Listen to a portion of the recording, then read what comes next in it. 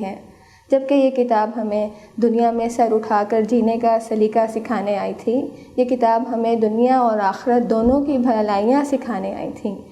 میں آپ کو ایک مثال دینا چاہوں گی کہ اس دنیا میں ہم کچھ بھی اگر بناتے ہیں، کوئی مشینری ایجاد کرتا ہے اگر کوئی سائنسدان، تو اس کے ساتھ اس مشینری کا مینول ہوتا ہے۔ کوئی واشنگ مشین ہے، کوئی ریفریجریٹر ہے، تو وہ مینول اس کا وہ گائیڈ کرتا ہے اس مشینری کو استعمال کرنے والے کو، اور اگر اس مشینری کو اس طریقہ کار کے مطابق استعمال نہ کیا جائے تو وہ الیکٹرانک مشینیں بہت جلد خراب ہو کر اپنے انجام کو پہنچتی ہیں۔ تو اگر ہم انسان کو ایک کوئی ایسی شاہکار تسلیم کریں کہ جسے رب العالمین نے بنایا اور اس زمین پر اس کے جسم کے لیے ساری کی ساری ضروریات کو اللہ نے پورا کر دیا، جو اس کی باڈی، جو اس کے جسمانی ضروریات تھیں، لیکن ہم انسان جسم اور روح دونوں کا چونکہ مرکب ہے، تو لہٰذا اس کی روح میں اس وقت تک تشنگی رہتی ہے جب تک اس کی روح کو تر و تازگی عطا نہ کی جائے۔ یہ روح اللہ نے آسمانوں سے اس کو اتارا اور یہ روح امر ربی ہے، تو لہٰذا اس کے لیے اللہ نے غذا بھی ہمیں آسمانوں سے فراہم فرمائی۔ حضرت جبرائیل امین کے ذریعے پیارے نبی محمد مصطفیٰ صلی اللہ علیہ وسلم کے اوپر جو کتاب پاک نازل کی گئی، آج ہم سب اس پر ایمان بھی رکھتے ہیں اور ہم سب اس کے پیروکار بھی ہیں۔ آج سے ہم انشاءاللہ قرآن پاک کو ترجمے سے اس لیے سیکھنا شروع کریں گے کہ جب تک ہم اس کو سمجھ کر نہیں پڑھیں گے تو ہماری زندگیوں میں کوئی انقلاب برپا نہ ہوگا۔ علامہ اقبال نے بھی فرمایا کہ خدا تجھے کسی طوفان سے آشنا کر دے کہ تیرے بحر کی موجوں میں اضطراب نہیں۔ آئیے سورہ فاتحہ سے ہم کلام پاک کا با ترجمہ آغاز کرتے ہیں۔ بسم اللہ الرحمن الرحیم۔ بسم اللہ، اللہ کے نام کے ساتھ، الرحمن جو بڑا مہربان، الرحیم نہایت رحم فرمانے والا ہے۔ الحمد تمام تعریفیں، للہ اللہ کے لیے ہیں، رب العالمین جو رب ہے تمام جہانوں کا، الرحمن الرحیم بہت مہربان نہایت رحم فرمانے والا ہے۔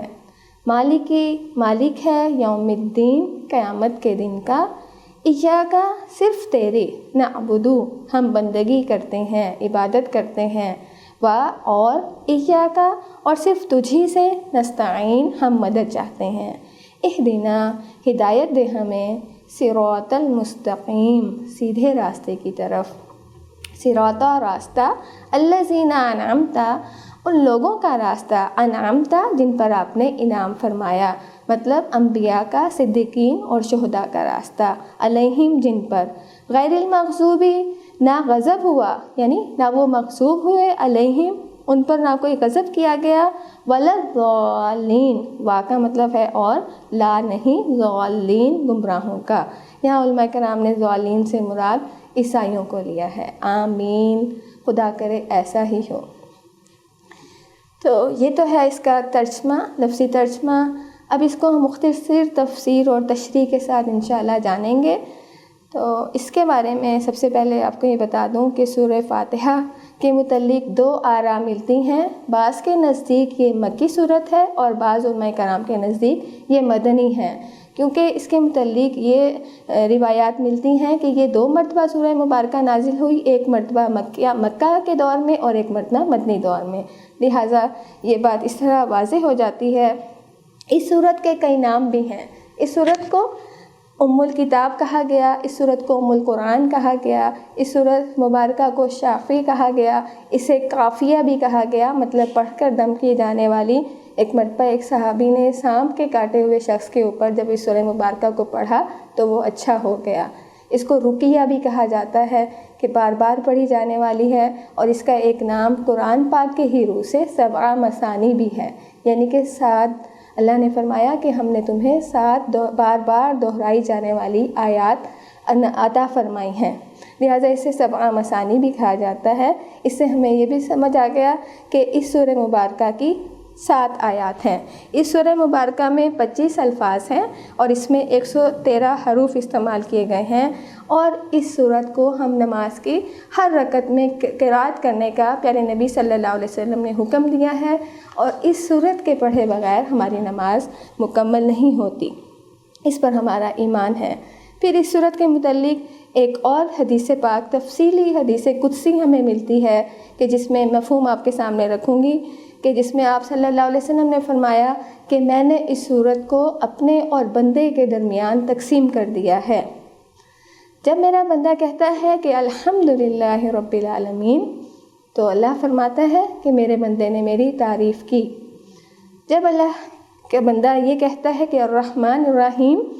تو اللہ فرماتا ہے کہ میرے بندے نے میری ثنا بیان کی۔ مالک یوم الدین، اس میں کہا گیا کہ میرے بندے نے، میں آپ کو مفہوم بیان کر رہی ہوں کہ پھر اس میں آپ نے فرمایا کہ میرے بندے نے میری ملکیت کا اقرار کیا کہ وہ رب مالک ہے روز جزا کا۔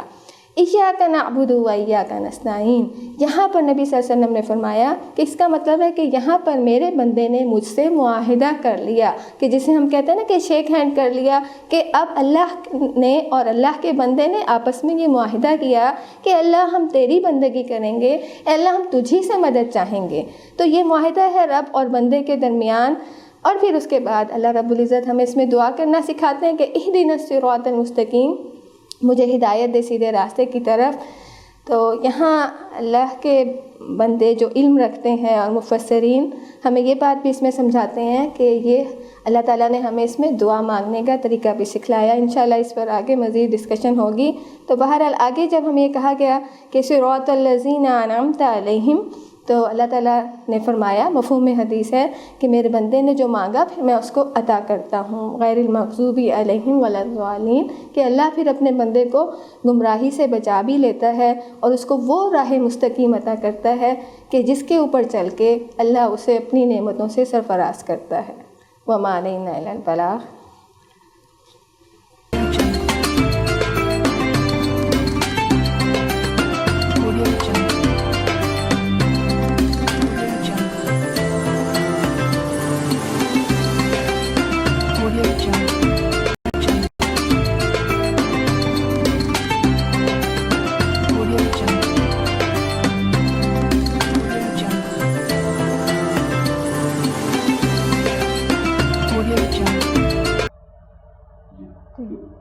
اعوذ باللہ من الشیطان الرجیم، بسم اللہ الرحمن الرحیم۔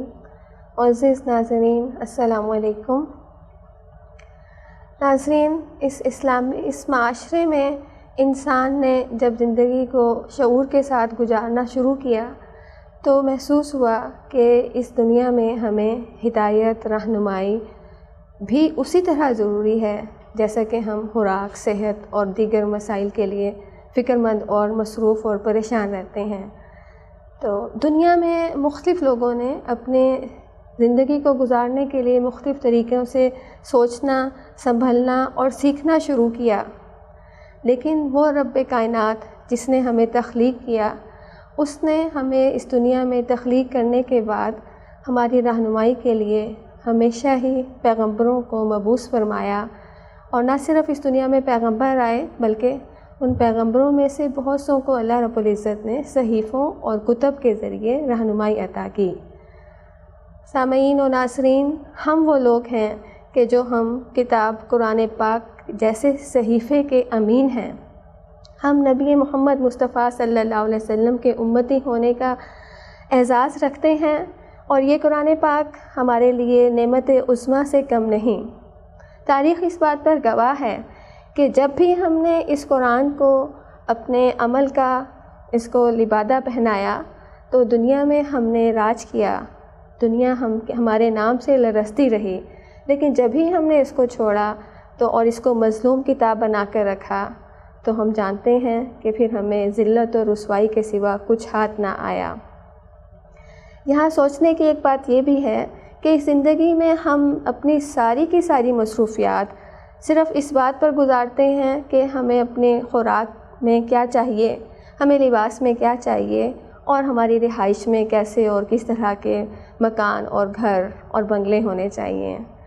جب ایسی زندگی کے ساتھ ہم اپنی خوشیوں کو سمیٹنے، جمع کرنے اور انہی مصروفیات میں لگ جاتے ہیں، تو تب ہمارا شعور اس بات پہ ہمیں اویئرنیس دیتا ہے، ہمیں آگاہ کرتا ہے شاید کوئی کمی ہے، شاید کہیں کوئی کجی رہ گئی ہے۔ تو ایسے میں پھر اللہ والے ہمیں یہ بتاتے ہیں کہ جب ہم صرف اپنے جسم کا، جان کا ہی صرف فکر میں لگیں گے تو پھر اس وقت ہماری روح میں تشنگی باقی رہے گی، اور اللہ رب العزت نے اس روح کی تشنگی کے لیے ہمیں یہ سامان، وہ روح جو اللہ کی طرف سے عرش سے آئی، اور اللہ رب العزت نے فرمایا کہ روح جو ہے امر ربی ہے، تو اس روح کا سامان بھی اللہ رب العزت نے عرش سے اتارا، اور یہ کتاب پاک اللہ نے ہماری ہدایت کے لیے اتاری۔ جب ہم اس کی تلاوت شروع کرتے ہیں، جب ہم اسے پڑھ کر سمجھ کر اس پر عمل شروع کرتے ہیں، تو ہماری روح کی تشنگی ختم ہوتی ہے، پھر جسم و روح ہدایت کے راستے پر جب گامزن ہوتی ہے تو دلوں کو سکون اور قرار ملتا ہے۔ تو یہ وہ کتاب پاک ہے کہ اس کے بغیر نہ ہماری دنیا سنور سکتی ہے اور نہ ہی ہماری آخرت۔ پیارے نبی کریم صلی اللہ علیہ وسلم نے فرمایا کہ قرآن حجت ہے تیرے حق میں یا تیرے خلاف۔ اب دیکھنا ہمیں یہ ہے کہ ہم اس کو اپنے لیے کیا حجت بناتے ہیں، کیا اس کے نور سے فیض دنیا میں اٹھاتے ہوئے کیا ہم اپنی قبر کی تاریکی کو نور میں بدلنا چاہتے ہیں؟ کیا ہم یہ چاہتے ہیں کہ آنے والے دنیا کے جدید مسائل کے اندر ہم بہت زیادہ فخر کے ساتھ، پورے اعتماد کے ساتھ اس کتاب پاک کے ذریعے ہم دنیا کو مسائل کا حل پیش کریں؟ اگر صرف اس کو ہم خواہش ہی رکھیں گے تو یہ علم کا سمندر ہمیں کچھ نہ دے پائے گا، لیکن اس سے بڑھ کر آگے جب ہم اسے سیکھنا چاہیں گے، جب ہم اس کی تلاوت کے بعد اسے سمجھ کر اسے آگے ڈیلیور کرنا چاہیں گے، دنیا تک اس کتاب کا پیغام پہنچانا چاہیں گے اور عملاً اس کے لیے کوشش کریں گے، تو ہم دیکھیں گے کہ اس قرآن کے سے جو چشمے پھوٹتے ہیں وہ دنیا کو بھی فیضیاب کریں گے اور ہماری بھی آخرت کو سنواریں گے۔ اب رہی یہ بات کہ اس کتاب کو ہم کیسے پڑھیں اور کیوں کر پڑھیں، کیونکہ یہ کتاب پاک اللہ رب العزت نے عربی میں نازل فرمائی ہے، عربی اہل جنت کی زبان ہے، اور ہم ٹھہرے اردو زبان کے باسی۔ تو اس مسئلے کا صرف ایک ہی حل ہے کہ جب ہم اللہ کی وہ مخلوق کہ جس کو اللہ نے اتنی صلاحیتیں دے کر دنیا میں بھیجا کہ ہم نہ صرف ایک زبان بلکہ اردو، انگلش، فرینچ، پشتو، پنجابی، سرائکی جو بھی ہم زبان سیکھنا چاہیں تو یہ ہمارے لیے کوئی بہت مشکل کام نہیں ہے۔ تو پھر ایسا کیوں ہے کہ ہم اسی کتاب کے اوپر ظلم کرتے ہیں اور اسی کو صرف رٹے ہوئے طوطے کی طرح پڑھ کر سمجھتے ہیں کہ شاید ہم نے اس کا حق ادا کر دیا؟ آج اس پروگرام کے ذریعے میں آپ کو یہ بتانا چاہتی ہوں کہ انشاءاللہ ہم ایک سلسلہ شروع کرنا چاہتے ہیں کہ جس میں قرآن پاک کو لفظی ترجمے کے ساتھ مل کر پڑھیں گے، لفظ بہ لفظ انشاءاللہ اس سلسلے کو جاری رکھا جائے گا اور اس کے علم سے اپنے دلوں کو روشنی عطا کریں گے۔ لیکن اس سے پہلے ایک بات ہم اور بھی سیکھنا چاہیں گے، وہ یہ کہ یہ کتاب جب ہم اس کو ترجمے سے پڑھنا شروع کرتے ہیں تو ہمیں کچھ سمجھ نہیں آتا۔ دنیا کی کوئی بھی کتاب ہم اٹھا کر دیکھتے ہیں تو ہمیں یہ محسوس ہوتا ہے کہ اس میں چیپٹر وائز اس موضوع کو تقسیم کر دیا گیا ہوتا ہے اور ہر چیپٹر کے بعد اگلا موضوع جو ہے وہ شروع ہو جاتا ہے۔ لیکن جب اللہ کی کتاب پاک کو اٹھا کر پڑھتے ہیں تو یہ لگتا ہے کہ کہیں اللہ تعالیٰ ہمیں آخرت کا ذکر فرما رہے ہیں، کہیں ایمان کی بات ہو رہی ہے، کہیں پر بنی اسرائیل کی قوم کے عبرتناک قصے موجود ہیں، اور کہیں پر اللہ تعالیٰ کائنات کے اوپر غور کرنے کا ہمیں حکم دے رہے ہیں۔ تو یہاں پر معترضین اس بات کا ان کو موقع مل جاتا ہے کہ نعوذ باللہ یہ کیسی کتاب ہے کہ جس میں ہم کوئی ایک ترتیب نہیں پاتے۔ لیکن اللہ کے دین کا علم جاننے والے اس بات کی سمجھ رکھتے ہیں کہ اس قرآن میں ہر سورت کا دوسری سورت سے لنک ہے، ہر آیت کا دوسری آیت سے لنک موجود ہے۔ جب ہم اس کو غور سے پڑھیں گے، سمجھیں گے تو یہ سب ہمارے لیے آسان تر ہوتا چلا جائے گا، کیونکہ میرے رب نے خود فرمایا کہ وَلَقَدْ يَسَّرْنَا الْقُرْآنَ لِلذِّكْرِ فَهَلْ مِن مُدَّكِرٍ، کہ اور یقیناً ہم نے قرآن کو سمجھنے کے لیے آسان کر دیا، تو پھر کیا کوئی ہے جو اسے سمجھے اور سیکھے؟ تو بات یہاں ہم ایسے اس کو سمجھ سکتے ہیں کہ اب ہمیں اس کو سیکھنا ہے اور اس میں کوئی مشکل نہیں۔ اور ایک اور بات آپ کو میں بتاتی چلوں کہ یہ ہمارے لیے اس میں اللہ کی طرف سے رحمت ہے کہ ہم جو اردو زبان کے بولنے والے ہیں، قرآن پاک کی زبان اور اردو زبان میں اس قدر مماثلت ہے کہ 70% الفاظ اگر ہم تھوڑا سا غور کریں تو 70% الفاظ ہمیں اس میں عربی میں سے نکال کر اپنی اردو کو مماثلت اس میں آپ کو نظر آئے گی۔ تو اگر اس سوچ کے ساتھ پڑھیں گے، ڈاکٹر غلام مرتضیٰ ملک کا کہنا ہے، تو یہ زبان ہمارے لیے آسان ہو جائے گی انشاءاللہ۔ ناظرین، اللہ رب العزت نے انسان کی فطرت میں کچھ ایسا رکھ دیا کہ ہم چاہتے ہیں کہ ہم کسی کی محکومیت میں رہیں، ہم چاہتے ہیں کہ کوئی ہمارا معبود ہو اور اس کی پرستش کی جائے۔ جیسا کہ حدیث پاک کے مفہوم سے واضح ہے کہ رب العزت نے جب اس کائنات کو بنایا اور فرمایا کہ جب کچھ نہ تھا تو میں تھا، اور میں نے اس کائنات کو بنایا، اسے تخلیق کیا، اور میں نے چاہا کہ مجھے میری پرستش کی جائے، میری عبادت اور بندگی کی جائے۔ لہٰذا اللہ رب العزت نے جب آدم علیہ السلام کی تخلیق فرمائی اور اس کے بعد جب سب نے سجدہ کیا اور ابلیس نے انکار کر دیا، تو اس وقت انسان کو اس کی عظمت کا اللہ ہی نے بتایا کہ میں انی جاعل فی الارض خلیفہ۔ اللہ نے ہمیں سمجھایا اور بتایا کہ اس زمین پر ہماری ذمہ داری نائب کی سی ہے، اور وہ پھر جو ٹیسٹ حضرت آدم علیہ السلام اماں حوا کا جنت میں جب لیا گیا اور اس کے بعد جو اگلا سلسلہ شروع ہوا، تو پھر کیا تھا کہ شیطان کے بہکاوے میں آ کر پھر اللہ نے اس امتحان کے بعد فرمایا کہ دیکھو اب تم اتر جاؤ۔ جنت سے انسان کو نکال دیا گیا اور حکم ہوا کہ فَإِمَّا يَأْتِيَنَّكُم مِّنِّي هُدًى، کہ پھر اگر آئے گی تمہارے پاس میری طرف سے کوئی ہدایت، فَمَن تَبِعَ هُدَايَا، تو جو کوئی میری ہدایت کی پیروی کرے گا، فَلَا خَوْفٌ عَلَيْهِمْ وَلَا هُمْ يَحْزَنُونَ، تو نہ ان پر کوئی خوف ہوگا اور نہ ہی وہ غمگین ہوں گے۔ تو یہی وہ ہدایت تھی کہ جسے دے کر اللہ تعالیٰ نے دنیا میں پیغمبروں کو مبعوث کیا، اور اس کتاب پاک کے ذریعے اللہ نے کہا کہ یہ کتاب ہم نے نازل فرمائی، اِنَّا نَحْنُ نَزَّلْنَا الذِّكْرَ وَإِنَّا لَهُ لَحَافِظُونَ، کہ ہم ہی اس کی حفاظت کرنے والے ہیں۔ چنانچہ یہ دنیا دارالامتحان ٹھہری، اور اس امتحان گاہ کے اندر ہم امتحان دینے والے طلبہ اور طالبات کی حیثیت رکھتے ہیں۔ اگر ہم اس زندگی کو ایسے ہی گزارتے چلے گئے تو پھر ہم میں اور جانوروں میں کوئی فرق نہ ہوگا۔ اور اللہ نے فرمایا کہ دیکھو کہ تم سب کو پلٹ کر میری ہی طرف آنا ہے، پھر میں تم کو بتا دوں گا کہ تم کیا کچھ کرتے رہے تھے۔ ناظرین، اس بات سے ہم سب واقف ہیں کہ ابراہیم علیہ السلام نے جب خانہ کعبہ کی تعمیر فرمائی تو اس وقت اللہ کے ان پیارے حبیب نے دعا کی تھی کہ ربنا وابعث فیہم رسولا منہم یتلو علیہم آیاتک،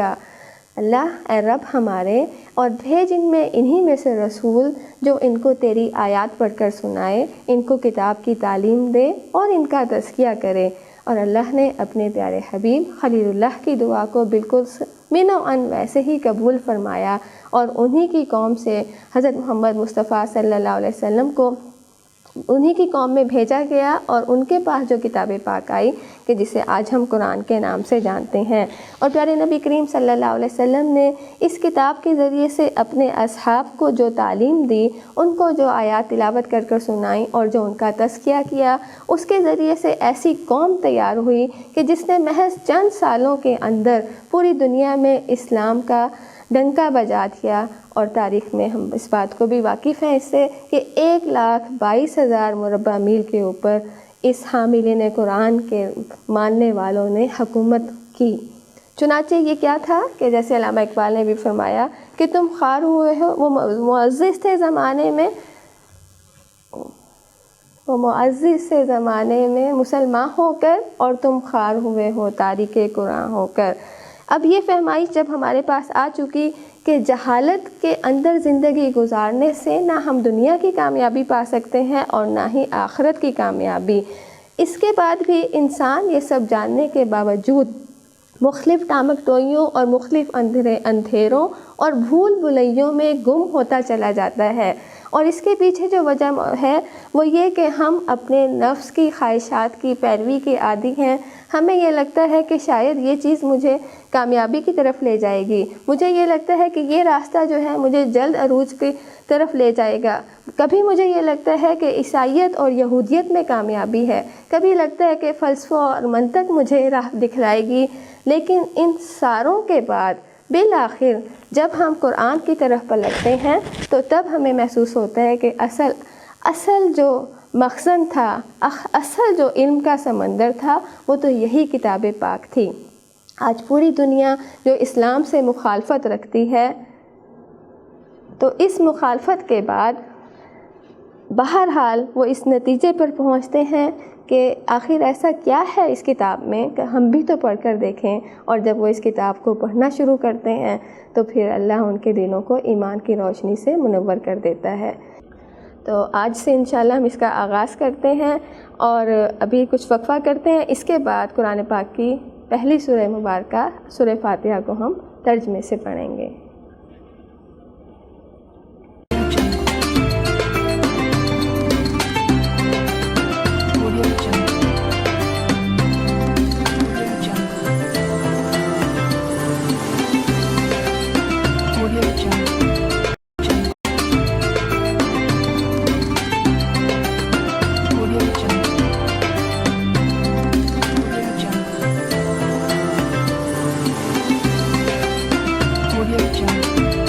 وقفے کے بعد پھر حاضر ہیں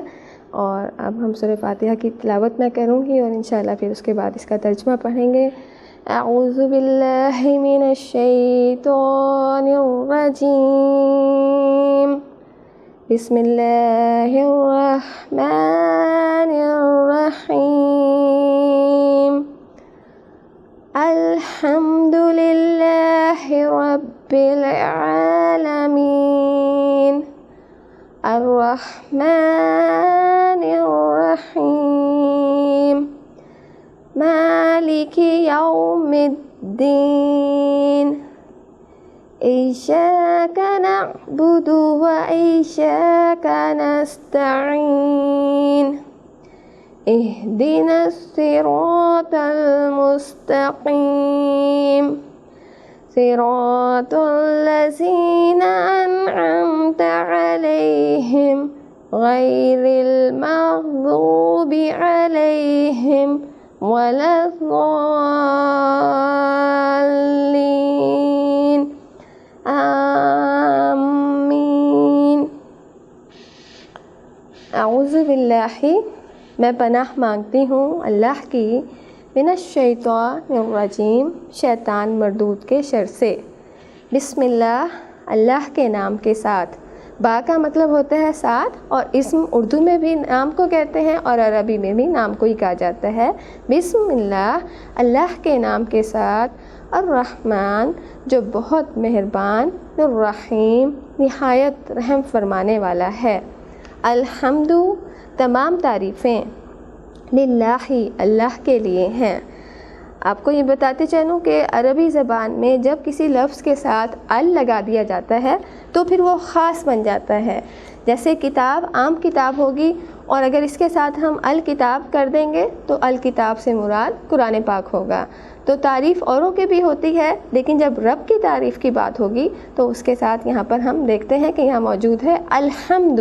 تمام تعریفیں، للہ، لام کا مطلب ہوتا ہے لیے، اور اللہ رب العالمین کا نام، الحمد للہ، تمام تعریفیں اللہ کے لیے ہیں، ربی، جو رب ہے، پالن ہار ہے، پرورش کرنے والا ہے، نگہبانی کرنے والا ہے، عالمین، تمام جہانوں کا، عالم کی جمع ہے عالمین، تو یہ رب ہمارا تمام جہانوں کا رب ہے۔ الرحمن، بہت مہربان، الرحیم، نہایت رحم فرمانے والا ہے۔ مالکی، مالک ہے، بادشاہ ہے۔ یوم الدین، بدلے کے دن کا، دین کا مطلب انصاف بھی ہے، دین کا مطلب روز جزا بھی ہے۔ یوم الدین مطلب قیامت کے دن کا مالک ہے۔ ایاک، صرف تیری، نعبدو، نون کا مطلب ہوتا ہے ہم، اور عبد بندگی سے لفظ نکلا ہے، نعبدو تیری ہم بندگی کرتے ہیں، اور ایاکا صرف تجھی سے، نستعین یہاں پھر نون شروع میں آ جاتا ہے تو نون کا مطلب ہے ہم، نستعین استعانت اردو میں بھی یہ لفظ استعمال ہوتا ہے نستعین، اور صرف تجھی سے ہم مدد چاہتے ہیں، اہدنا ہدایت دے نا ہمیں، صراط المستقیم سیدھے راستے کی طرف، صراط الذین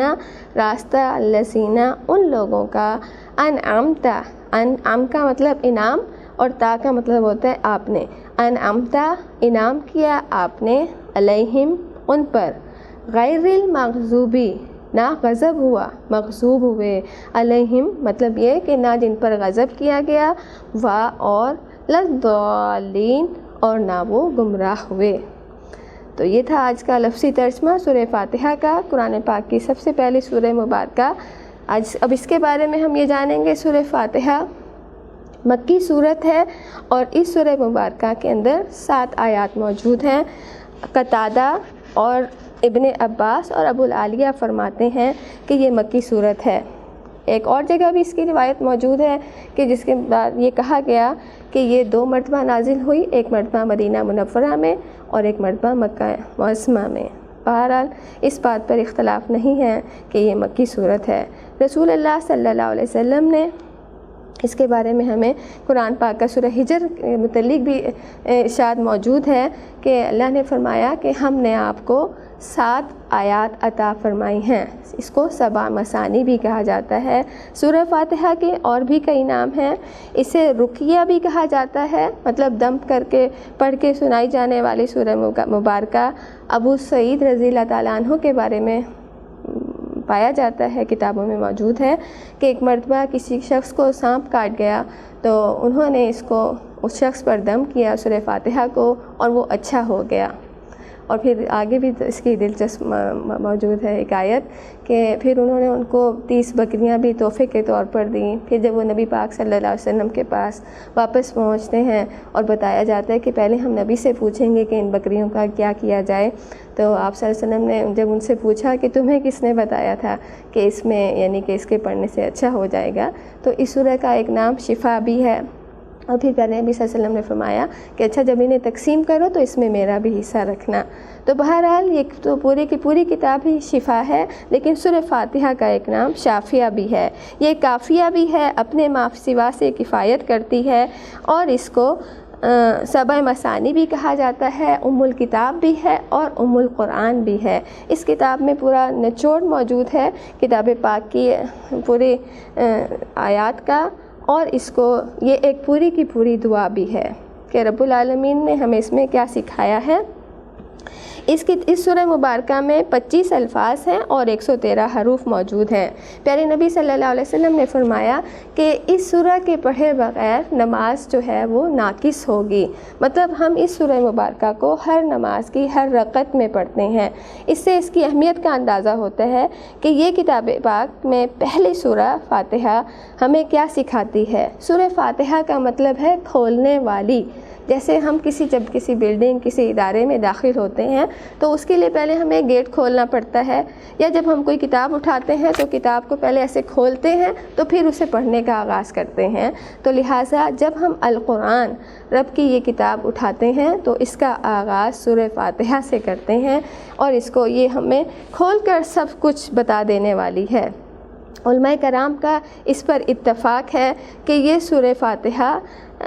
اپنی جگہ اس کی تفصیلات ہیں کہ نمل کی ایک آیت ہے، کتاب اللہ کے آغاز اسی سے کیا گیا کہ رسول اللہ صلی اللہ علیہ وسلم صورتوں کی تفریق نہ جانتے تھے۔ رہی یہ بات کہ اس میں کس ترتیب کے ساتھ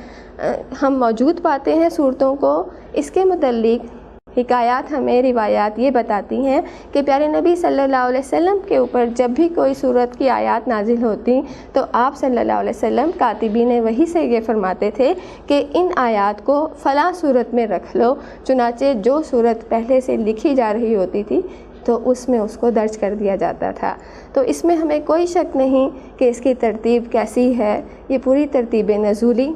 اللہ اور اللہ کے رسول صلی اللہ علیہ وسلم کے احکامات کے مطابق ہے۔ اب آگے ہم یہ دیکھتے ہیں کہ اللہ نے جو اس میں تعریف فرمائی، بسم اللہ الرحمن الرحیم، اللہ کے نام کے ساتھ جو مہربان اور رحم فرمانے والا ہے۔ یہاں ہمیں احادیث مبارکہ ہم سب جانتے ہیں کہ ہمارے دین نے اس بات کی تعلیم دی کہ آپ جب بھی کسی کام کا آغاز کریں گے تو بسم اللہ سے کریں گے، اور اس کا فائدہ یہ ہوتا ہے کہ جب بھی کوئی فرد اللہ کے نام سے کسی کام کا آغاز کرتا ہے تو نہ صرف اس میں اللہ اپنی تائید اور رحمت شامل کر دیتے ہیں، بلکہ انسان خود بھی اپنے شعوری اور ذہنی طور پر اس بات کو جان لیتا ہے کہ اب وہ کم از کم جب کوئی گناہ کا کام کرنے لگے گا تو اس سے بچ جائے گا، کیونکہ کوئی بھی فرد ایسا نہ ہوگا کہ جو گناہ کرنے لگے اور اس سے پہلے بسم اللہ پڑھے، اور اگر اس نے کوئی ارادہ کیا بھی ہوگا تو بسم اللہ پڑھنے کی برکت سے اللہ اس کو اس گناہ عظیم سے بچا دیں گے انشاءاللہ۔ یہاں آگے جو آتا ہے نا کہ الرحمن الرحیم، کہ وہ رحمان ہے اور رحیم ہے۔ عربی گرامر انشاءاللہ تھوڑا بہت اس کے ساتھ ساتھ ہم سیکھتے جائیں گے۔ اس کے اندر ایک خاصیت یہ بھی ہے کہ اللہ کے اس زبان میں اتنی وسعت ہے کہ جیسی وسعت سمندروں میں موجود ہے۔ الرحمن لفظ جو ہے اپنے اندر بہت مبالغے کا صیغہ رکھتا ہے۔ عربی کی شاعری میں لفظ موجود ہوتے ہیں فعلان کے صیغے پر یہ الرحمن کا لفظ ہے، اور ایسے ہی جیسے عطشان کہا جاتا ہے، انا عطشان، کہ وہ اتنا پیاسا ہوں میں کہ جیسے پیاس سے مرا جا رہا ہوں۔ تو یہ ایسا کہ وہ رحمان اتنا مہربان ہے وہ اللہ کی ذات کہ اس کی کوئی حد نہیں ہے، اس کے اندر اللہ نے اپنی پوری کے پورے رحم کو سمو دیا ہے۔ اور مفسرین اس کے بارے میں یہ کہتے ہیں کہ لفظ رحمان اس سے مطلب یہ ہے کہ اللہ تعالیٰ نے اس دنیا میں موجود ہر فرد کے اوپر اپنی رحمت کو لازم کر لیا ہے، خواہ وہ مسلم ہے یا وہ غیر مسلم ہے۔ جہاں تک رہی بات الرحیم کی کہ دنیا میں تو اللہ اپنے سب بندوں کے اوپر رحم فرماتا ہے، اور کہا گیا کہ اگر اللہ تعالیٰ کو اس دنیا سے کوئی غرض ہوتی یا اللہ کی نظر میں اس دنیا کی کوئی اہمیت ہوتی تو وہ کسی کافر کو پانی کا ایک قطرہ تک نہ، پانی کی ایک گھونٹ تک نہ دیتا، لیکن یہ رب کی رحمت ہے کہ کوئی اس کی بندگی کرے یا نہ کرے وہ اپنے بندوں کو عطا کرتا چلا جاتا ہے۔ رہی یہ بات کہ الرحیم کہ وہ رحم کرنے والا ہے، تو اللہ نے فرمایا کہ وَكَانَ بِالْمُؤْمِنِينَ رَحِيمًا، کہ وہ مومنین پر رحیم ہیں۔ تو یہاں مفسرین یہ بات بھی ہمیں سمجھاتے ہیں کہ الرحمن اس دنیا میں اللہ اپنے ہر بندے پر مہربان ہے، اور جو اس کی شان رحیمی ہوگی وہ صرف اور صرف مسلمانوں کے لیے انشاءاللہ قیامت کے دن ہوگی۔ آگے چلتے ہیں۔ الحمدللہ رب العالمین، کہ تمام تعریفیں اس اللہ کے لیے ہیں جو رب ہے تمام جہانوں کا،